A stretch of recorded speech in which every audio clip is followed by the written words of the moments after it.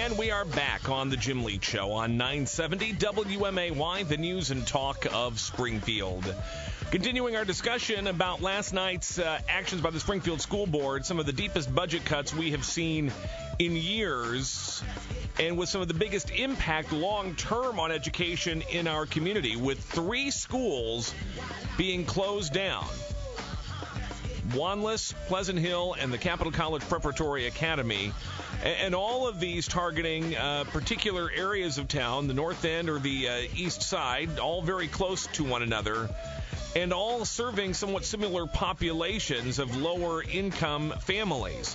That's raised some concerns, and you heard some of those concerns being voiced by Board Member Judy Johnson last night, saying that they were cold-hearted elitists on the school board targeting these schools. Well, another member of the school board for whom these cuts hit very close to home is Scott McFarland. He represents the sub-district that has both Pleasant Hill and Wanlis, 2 of the schools in his district with adjacent boundaries targeted for closure. He argued against it passionately last night, but the board voted 4-3 in favor of closing those 2 schools. Scott McFarland joins us this morning. Scott, thanks for being here with us.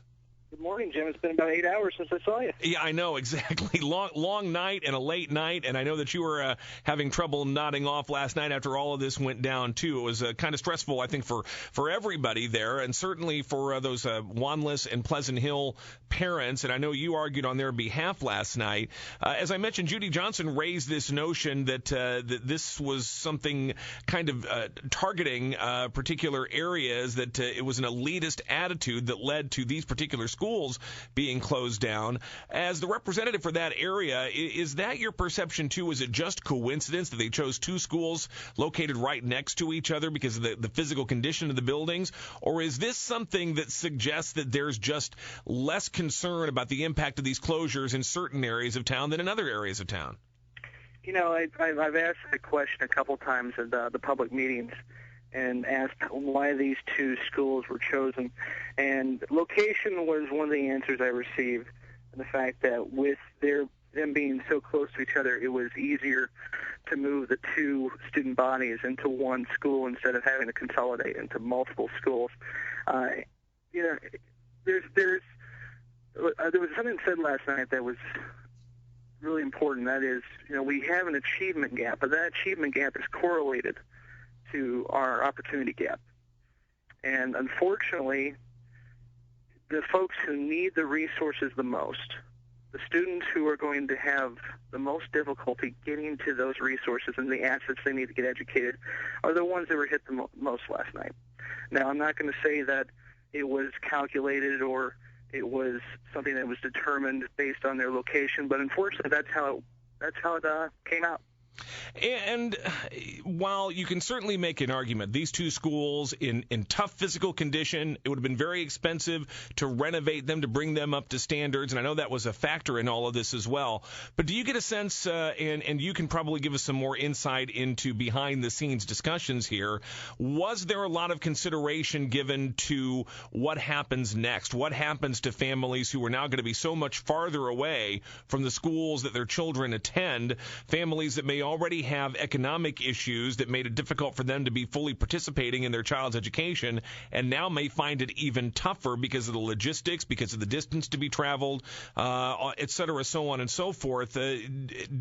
Was there consideration given to the realities of life for those folks in the far northeast corner of town and how they're going to be able to cope with their child going to school so far away from them? I know our staff has been planning for it, and the assumption that this was going to happen. But that's one of the reasons why I voted no, because I don't think we've put enough effort into figuring out exactly what's going to happen here. I know for Pleasant Hill students, it's going to be about a 50-50 swap. Those who were very close to the school are going to be obviously farther away from Feischen's, but there is a contingent of students near the Feischen's building that were going to Pleasant Hill, and now they're obviously going to be closer to their new school. With Wanlis, that's a completely different case. All of those students are going to be farther away than what they were. So that was one of my biggest issues, and I didn't get an answer that I approved of, so that's why I voted no. Now, that being said, the board has voted for it. The district is moving forward, and I'm going to start advocating tonight to make sure this happens the right way. We have Wanlis PTO tonight I'll be at, Pleasant Hills PTO is tomorrow night, and I will be making sure that the district doesn't forget about these kids. What sorts of things need to happen to ensure they don't forget about these kids? What are the strategies potentially to make sure that parents can stay as involved as we would want them to be? Well, that's the key, is making sure the parents are involved. And to do that, you're going to have to communicate exactly what you're doing to the parents. When this first came about, there was a parents' meeting at Feishen's, and I don't think enough time was put into making sure that meeting was well distributed, the information went out to everybody, and that everyone had a chance to be there. That can't happen now. For the next few months, we're going to have every opportunity possible to let parents, teachers, and students and community members around the area have input into what's going on. And we can't have this, make a decision, send an email out, and then the decision is going forward the next day. There has to be a timeline in place. There has to be a decision-making process that's going to ensure that everyone knows exactly how this is going to happen, because this is not only just going to affect the students and the teachers in the building, it's going to affect parents' work schedules, driving schedules, planning for support before and after school for the students, as well as the community members who are going to be losing 2 schools in their neighborhoods. This was something that was brought up by the mayor of the village of Grandview last night. He addressed the board and said this was going to devastate Grandview to lose their neighborhood school, Wanless, there. And while I realize that the impact on neighborhoods isn't necessarily going to be the first consideration for the school board, what's your sense as to what this does mean for Grandview, for the unincorporated areas of Sangamon County that are part of the Pleasant Hill district over there? How does this affect those neighborhoods, those residents, potentially property values, et cetera? It's devastating. There's no way around it. And these are not the most affluent areas to begin with. So the property values are going to go down in the short term because those buildings are going to sit empty.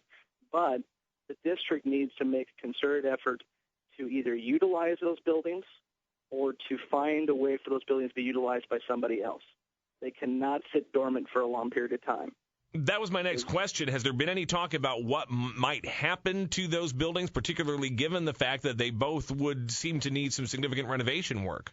Yeah, and see, that was one of my contentious areas, too, is even if we send these children out of these schools, if we plan on keeping the buildings, we're going to have to re-up them anyway. Anyone who's been in Pleasant Hill, which I know you have, it's not accessible at all. And it's going to have major renovations by either us or whoever becomes the next tenant of that building. Wanless is a little better off, but it still needs a lot of work. There has been minor discussion, and it's all been done in the public. I know Dr. Milton had mentioned utilizing Wanless for other district facilities of some sort, but there hasn't been any specifics given. And there hasn't been much at all said about Pleasant Hill, and that greatly concerns me. One of the most chilling things that was said at last night's meeting came from Bill Luby when he said, this isn't even done yet. After we go through all of this and all of this pain, we'll have millions more in cuts to deal with next year. From where you sit right now, is that even possible to fathom, given how tough this was and given the kind of impact these cuts are going to have, and then to have to go back and do this again and go even deeper in another year from now? How does that process even begin to take shape? Unfortunately, Bill's right. The numbers we were seeing was we have a policy in place that we have to maintain 15% reserves. With the numbers that were coming out of the superintendent's recommendation, we were going to dip down, even if we had cut everything, we were going to dip down to 13.4. Now, I don't have the new numbers because we cut a potpourri there, so the numbers have changed a bit. But we're going to be below that 15%. So one of two things are going to have to happen. Either the board's going to have to relax that policy and dip into those reserves a bit more, which is what Ms. Johnson advocated for and what I've advocated for, or we're going to have to find more cuts, not next year, but this year, because we're not going to be at that 15%. So it's going to be up to the administration and the board to determine what's the next step. Do we want to make more cuts this year and next year? Or do we want to say this is enough for this year? And even so, we're still going to have to find more cuts next year, because the other piece of that policy is if we dip below 15%, We have to show a plan to get back to that 15% threshold, which is fiscally sound and responsible, and I agree with that. I think we should have a strong reserve. But that reserve is there for a rainy day, and as everyone can see, for the past few years, and especially last night, it's raining. Pouring, in fact, in the view of some. One last question. This is all happening against the backdrop of Superintendent Milton perhaps looking for a new job, perhaps escaping for some greener pastures. Does that complicate this process at all? And from your perspective, can Walter Milton still effectively lead this district and navigate through these big changes and the strong emotions they're going to cause in people? Dr. Milton is the superintendent. And until he decides otherwise, he's a superintendent. He's got a contract through 2014, correct? Yes. Okay, and there's been no talk about trying to renegotiate the contract or to in some way alter it, or for the board to invoke anything regarding his job performance? I'm not going to comment on discussions with contracts. All right, very good. Scott McFarland, Springfield School Board member, thanks for your time this morning. We appreciate it. Thanks, Jim. Have a good one. 7:55, warm up with